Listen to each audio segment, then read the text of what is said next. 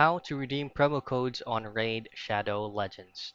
Now all you have to do first is to go directly to the Raid Shadow Legends official website for you to log in, or you can also use the application from the mobile device. Now once you have successfully logged in, just go ahead and go to your menu and directly to your profile for you to be able to copy your game or your player ID. Now, once you have copied your player ID, just pull up any browser you can and go to the Raid Shadow Legends official website from Plarium.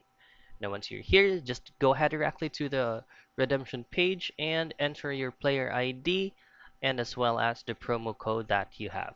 Now, once everything is filled out, just click on confirm, and then once it is confirmed, just go back to your game for you to be able to check if the redemption was successful. So that's it. That's how and quick you can redeem a promo code on Raid Shadow Legends.